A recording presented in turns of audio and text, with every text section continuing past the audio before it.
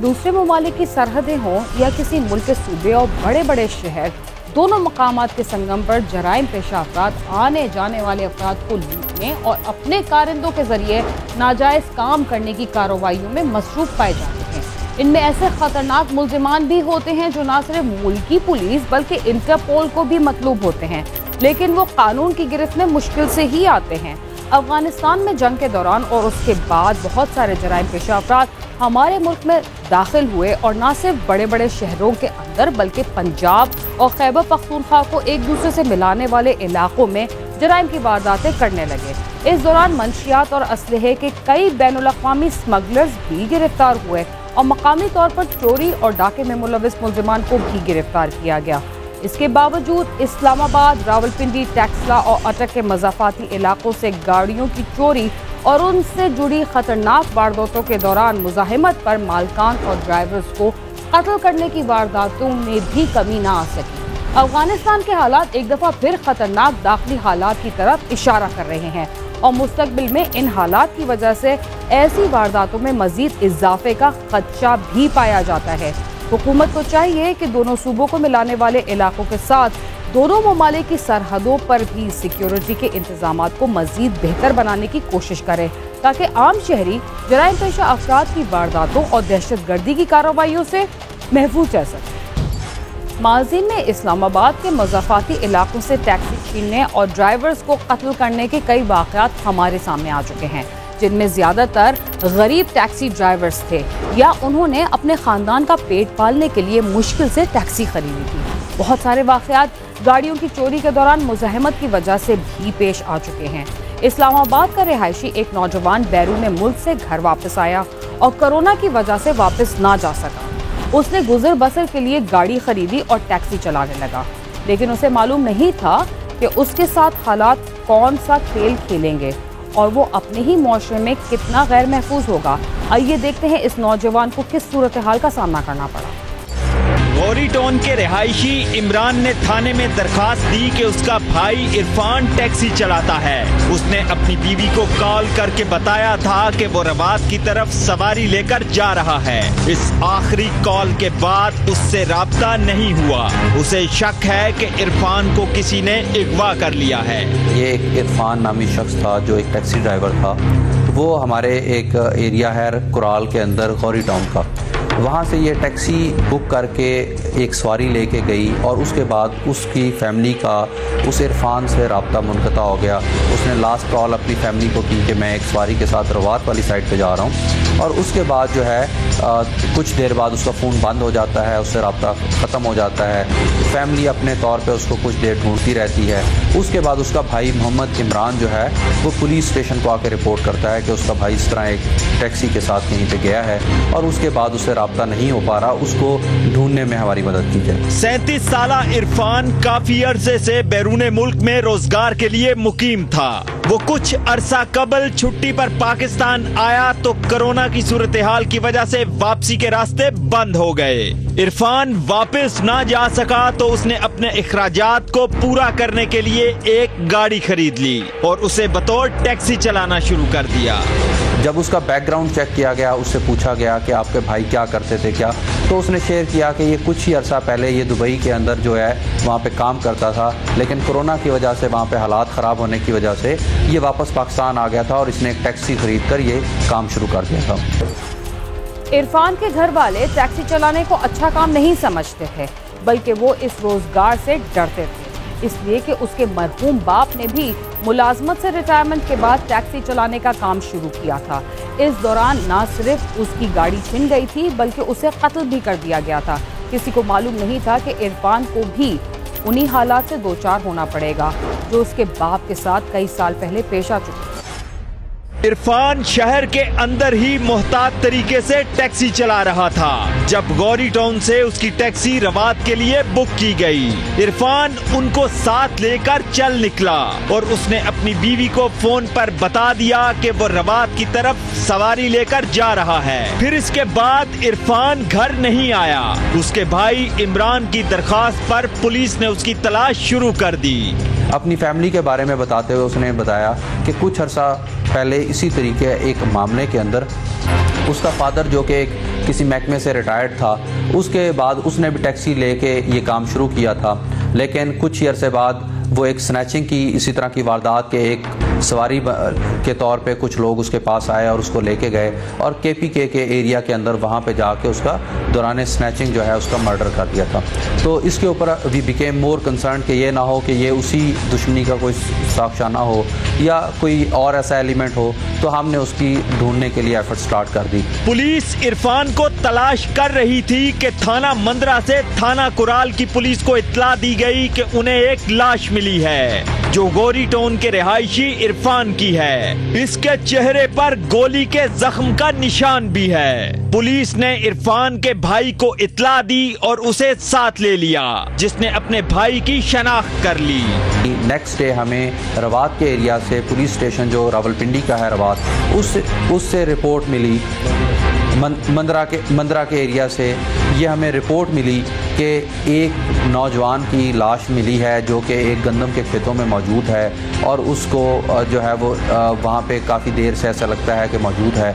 तो आप लोग चेक करें। जिस वक्त हमें ये इत्तला मिली, क्योंकि हमारी भी जो सवारी थी वो उसी एरिया के ऊपर टैक्सी ड्राइवर जो था उस सवारी को लेके गया था, जब उसको जाके चेक किया तो ये वही मोहम्मद इरफान जो टैक्सी ड्राइवर था, ये उसकी डेड बॉडी थी। इरफान को भी बिल्कुल उसी तरह कत्ल कर दिया गया जिस तरह उसके वालिद को किया गया था। अब पुलिस को इरफान के कातिलों की तलाश थी। पुलिस को शक था कि कातिल वही हैं जिन्होंने गाड़ी बुक कराई थी। ये वारदात भी गाड़ी छीनने की ही लगती थी। सवाल ये पैदा होता था कि गाड़ी तो छीनी गई, मगर इरफान को कत्ल क्यों किया गया? मंदरा पुलिस ने लाश इस्लामाबाद पुलिस के हवाले कर दी थी, जिसके बाद केस होमिसाइड यूनिट को दे दिया गया। तफ्तीशी टीम को इमरान ने बताया कि उसने इरफान की गाड़ी के पुर्जे देखे हैं। उन पुर्जों को फरोख्त करने वाला शख्स यासिर था, जिसे पुलिस ने गिरफ्तार कर लिया। फाइनली हमें एक लीड मिली जिसके अंदर हमें थोड़ा सा आइडिया हुआ कि परहैप्स ये लोग जो हैं हमारे इस जराइम में शामिल हो सकते हैं। तो फिर हमने उस टेक्निकल लीड को मैच्योर किया। उस लीड के ऊपर हमने फर्स्ट जो है एक उनमें से 3 अकम्प्लिसेस में से जिन्होंने ये सारा काम किया था, अक्यूज थे, उनमें से एक को अरेस्ट किया। और जब उसकी इंटेरोगेशन स्टार्ट की तो उसने रिवील अपने बाकी 2 साथियों का नाम भी रिवील किया। फिर हमने उनकी पॉइंटेशन के ऊपर और अपना जो टेक्निकल डाटा था उससे वैलिडेट करके उनको भी अरेस्ट किया। बाज़ वाक़यात ऐसे होते हैं जिन्हें सुनकर हमें हैरत होती है। यानी बेटे के साथ भी वही वाक़यात पेश आए जो बरसों पहले उसके वालिद के साथ पेश आ चुके थे। प्रोग्राम क्राइम सीन में वक्त हुआ एक मुख्तसर से वक्फे का, जिसके बाद हम आपको बताएंगे कि टैक्सी ड्राइवर के साथ यह अजीबोगरीब वाक़या पेश आने के बाद पुलिस को मजीद क्या इंकिशाफात हुए। तब तक आप समा के साथ रहिए। प्रोग्राम क्राइम सीन में एक बार फिर खुशामदीद। वक्फे से पहले आप देख रहे थे कि गाड़ी छीनने के दौरान इस्लामाबाद के एक नौजवान को कत्ल कर दिया गया था, जिसके बाद पुलिस ने एक मुलजिम को गिरफ्तार कर लिया था। पुलिस ने उसके बाद कत्ल की इस वारदात में मुलव्विस मरकजी मुलजिम नुमान को भी गिरफ्तार कर लिया। मुलजिमान ने न सिर्फ इस वारदात का एतराफ कर लिया, बल्कि गाड़ी के पुर्जे भी बरामद करवा दिए गए। मुल्जिमान ने इरफान की गाड़ी गौरी टाउन से रवात के लिए बुक करवाई थी, लेकिन वो गाड़ी रवात के बजाय मुल्जिम नौमान के घर ले गए। इरफान से गाड़ी छीनने के बाद मुल्जिमान ने उसे गोली मारकर कत्ल कर दिया, क्योंकि इरफान उन मुल्जिमान का ठिकाना जान चुका था। उन्होंने इसका मर्डर इसलिए किया था क्योंकि ये इस गाड़ी को अपने जिस एरिया में ये रहते थे उसी रिहाइश वाले एरिया में लेके चले गए थे और उनको ये ख़तरा था कि यहाँ पे से उनको पकड़े जाने का चांस है। तो इसलिए उस चीज़ को, इसका इम्कान ख़त्म करने के लिए कि कोई उनके तक कनेक्शन ना हो जाए, कि किसी तरीके से वो आइडेंटिफाई ना हो जाए, उन्होंने इसकी जान लेने का फैसला किया। गाड़ी छीनने और इरफान को कत्ल करने के बाद उसकी लाश को वीराने में फेंक दिया और गाड़ी के पुर्जे पुर्जे करके उसे फरोख्त करना शुरू कर दिया। पुलिस ने मुल्जमान से वारदात में इस्तेमाल होने वाला पिस्तौल, गाड़ी के पुर्जे और मोबाइल फोन भी बरामद कर लिए। जो तफ्तीश के मराहल हैं उसके अंदर जब हमने इनको पकड़ लिया, थोड़ी सी हमें लीड मिली, ह्यूमन इंटेलिजेंस भी मिली, जो मकतूल था उसकी फैमिली ने भी कुछ चीज़ें हमारे साथ शेयर की। उसकी बेस के ऊपर फिर हमने ना सिर्फ उस गाड़ी के जो डिफरेंट पार्ट्स थे जो इन्होंने कुछ स्क्रैप डीलर्स को सेल किए थे, कुछ इनके अपने घर पे मौजूद थे, और साथ ही साथ जो मकतूल था उसका मोबाइल फ़ोन जो है इन अक्यूज़ की कस्टडी से रिकवर हुआ। और जब इनसे पूछा गया कि उन्होंने ये क्यों किया और इसके उन्हें क्या मिला, तो उन्होंने शेयर किया कि इन्होंने ये पैसों के लिए काम किया था और ये जो उन्होंने टोटल चीज़ें सेल की ये 36,000 रुपीज़ के लिए डिफरेंट स्क्रैप डीलर्स को इन पार्ट्स ये चीज़ें सेल की। इरफान के मुल्जिमान को पुलिस ने गिरफ्तार कर लिया है, लेकिन इरफान अब वापस नहीं आ सकता। इसने लाखों की गाड़ी खरीदी थी जिसे चंद हजार में फरोख्त किया गया।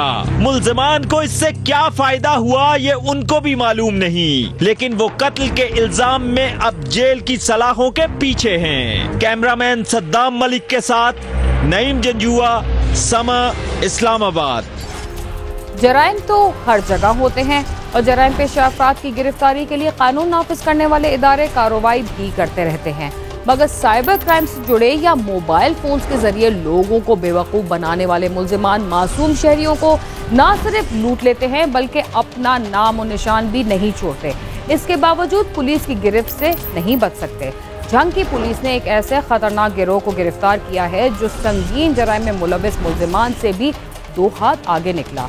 जराइम करने वाले इन खतरनाक मुल्जिमान को तहफ़्फ़ुज़ फराहम करने वाले अहम मुल्जिमान की गिरफ्तारी के बारे में भी हम आपको बताते हैं। जंग पुलिस ने हाल ही में होने वाले संगीन जराइम की तफ्तीश के दौरान जब मुल्जिमान के मोबाइल फोन नंबर ट्रेस किए और मुल्जिमान की गिरफ्तारी के लिए छापे मारे तो पुलिस के हाथ कुछ न आया। मोबाइल नंबर्स के जरिए ट्रेस होने वाले अफराद के पास तो सिरे से मोबाइल फोन ही ना थे, क्योंकि मुल्जिमान बोगस रिकॉर्ड वाली सिम्स इस्तेमाल कर रहे थे। हमें कुछ शिकायत आ रही थी कि कुछ खवातीन के हवाले से कि उनसे कोई फ्रॉड करके उनके अंगूठे लगाए जा रहे हैं और उस हवाले से उनको पता नहीं होता और बाद में उनके नाम पर सिम इशू हो जाती है। और सिम जब हम उनको ट्रेस करते हैं जिनके साथ फ्रॉड होता है तो वो पता चलता है कि उस खातून को पता ही नहीं जिसके नाम पर ये सिम इशू हुई है। उन सिम्स को जो है वो फ्रॉड गैंग्स जैसा कि आप जानते हैं, बहुत सारे कुछ लोगों को मैसेजेस आते हैं, कॉल्स आती हैं कि अब आपका फ़लाने प्रोग्राम में इतने पैसे निकले थे, फ़लाने प्रोग्राम टीवी प्रोग्राम में या एहसास प्रोग्राम में या कैश प्रोग्राम आपका, और वो उनसे डिटेल्स ले लेते हैं। कई दफ़ा वो जाली नंबरों से फ़ोन करके आपके बैंक की भी डिटेल ले लेते हैं और आपको पता नहीं चलता। और उस प्रोग्राम में फिर बहुत सारे लोगों के साथ फ्रॉड हुआ और उनके साथ सारा ये ज़्यादतियाँ हुई। और जब हमें ये सारी स्कीम को पता चला तो जिस औरत के नाम या जिस मर्द के नाम सिम निकलती थी, जिधर से फ़ोन आता था, उनको तो ये भी नहीं पता होता था, ना उनके पास मोबाइल फ़ोन था। बोगस रिकॉर्ड सामने आने पर पुलिस ने क्या कार्रवाई की? क्या पुलिस खतरनाक मुल्जिमान को तहफ़्फ़ुज़ देने वाले मुल्जिमान तक पहुंच पाई? और ये भी देखते हैं कि बोगस रिकॉर्ड वाली सिम्स कैसे एक्टिवेट होती थी। डीपीओ जंग ने बोगस सिम्स बेचने वाले मुल्जिमान की गिरफ्तारी के लिए खसूसी टीमें तश्कील दी और फिर जंग और मुल्तान में छापे मारकर इस गिरोह के 4 कारिंदों को गिरफ्तार करके सैकड़ों सिम्स और अंगूठों के सिलिकॉन से बने निशानात बरामद कर लिए। इस हवाले से हमने थोड़ा काम किया, हमने पता किया ये कैसे हो रहा है, तो इस पर हमें एक कामयाबी मिली जिसमेमें 2 गैंग्स इस पर काम कर रहे थे। हमने 4 मुल्जिमान को उसमें गिरफ्तार किया। तो इस पूरे गैंग को ट्रेस करने से हमें बहुत 1264 सिमें उनसे हमने बरामद की और 200 अंगूठे जो वो भी इस्तेमाल करने जा रहे थे, अपना जेली उन्होंने अंगूठे के निशान जो सिलिकॉन से बनाए हुए थे वो हमने बरामद किए। और ये गैंग ट्रेस करके हमने उन पर FIR दर्ज की और FIR दर्ज करके उनकी तफ्तीश के हवाले से फर्दर उनको FIA के हवाले कर दिया गया ताकि वो उसकी तफ्तीश, चूँकि साइबर वाला भी इसमें साथ शामिल था, तो अब वो आगे इसको तफ्तीश करें। मुल्जिमान देहातों में जाकर सादा लो अफराद को एहसास प्रोग्राम और बेनजीर इनकम सपोर्ट प्रोग्राम में रजिस्टर करने का झांसा देकर उनके अंगूठों के निशानात लेकर ये सिम जराइम पेशा अफराद को फरोख्त करते थे। तो पता ये चला कि ये बहुत सारे सादा लोगों के पास, जो खासतौर पर खवातीन हैं, उनके पास जाते थे ये गैंग मेंबर्स और ये जाकर उनको कहते थे कि आपका एहसास प्रोग्राम या बेनजीर इनकम सपोर्ट प्रोग्राम में आपका हमने रजिस्ट्रेशन कर रहे हैं, तो ये उनसे अंगूठा लगवाते थे। अब जब अंगूठा उनसे लगवा लिया, उनको कहा जी अब आपको कॉल आ जाएगी, आपका हमने अंगूठा ले लिया, आपकी सारी डिटेल्स ले ली हैं। और ये करते ये थे कि उन अंगूठों को अपना सिलिकॉन के ज़रिए एक वो उसके पिक करते थे, उसको सिलिकॉन पर उसको शिफ्ट करके वहाँ से जेली सिम्स निकाली जाती थी। अब जेली सिम्स का ये तरीक़ेकार था कि उस एक आदमी या एक औरत जो है उस पर 5 सिमें निकल सकती हैं। जो अब उसके पास तो शायद एक मोबाइल भी नहीं है, लेकिन वो सिम से उसको वेरिफिकेशन होगी। अब ये सिम जो है वो आगे ये बेचते थे मुख्तलिफ कीमतें लेकर, जैसे कि 300 से लेकर 1000, 1500, 2000 तक भी ये सिम बिकती है। मुल्जिमान गिरफ्तार हुए तो उनसे जुड़े दीगर मुल्जिमान के बारे में भी पता चला और पुलिस को ये भी मालूम हुआ कि वो ये नेटवर्क कैसे चला रहे थे, जिससे मजीद इंकशाफात सामने आए। मुल्जिमान का कहना है कि इस नेटवर्क में कई अफराद शामिल हैं और हर एक खुफिया रहकर अपना टास्क पूरा करता है। मैं सिर्फ लेके वहाँ से यहाँ तक आता था। ये असल जो काम करते थे वो दूसरे थे जिनके मैंने नाम लिखवा दिए हैं। ये क्या काम करते थे? मैं सिर्फ वहाँ से लेके आके इसको दे देता था, जिसमें मेरा 20% यानी कि 20 रुपए के हिसाब से पर सिम मेरा कमीशन होता था। नहीं, ये सिलिकॉन ये किस तरह सिमें तैयार करते थे? अंगूठे कैसे तैयार रखते थे? सर ये वो जो एक्टिव करते थे ना, वो ये सब चीज़ें हिडन रखते थे, मतलब बताते नहीं थे, ना ही शो करवाने देते। सर मुझे यही पता कि मैंने लेके आनी है और इसको देनी है। उन्होंने मुझे जस्ट इस काम के लिए रखा था। उसने कहा था, मुझे ज़्यादा अरसा नहीं हुआ था, 6 से 7 माह हुए थे। जाली सिम्स के जरिए जराइम की बड़ी बड़ी और खतरनाक वारदातें करने वाले कई गिरोह माजी में गिरफ्तार हो चुके हैं, लेकिन इस शोबे में कोशिश के बावजूद जराइम का सिलसिला जारी है, जो तब तक खत्म नहीं हो सकता जब तक जाली सिम्स की खरीदो फरोख्त या इस्तेमाल को पूरी तरह खत्म नहीं किया जाता। इसके साथ ही क्राइम सीन अपने इख्तिताम को पहुंचता है। अगर आप हमसे रब्ता करना चाहते हैं तो हमारा पता है cs@sama.tv। इसके अलावा आप ट्विटर, फेसबुक और यूट्यूब पर भी हमसे रब्ता कर सकते हैं और हमारा प्रोग्राम भी देख सकते हैं। बीना खान और क्राइम सीन की टीम को इजाज़त दीजिए और देखते रहिए सामा।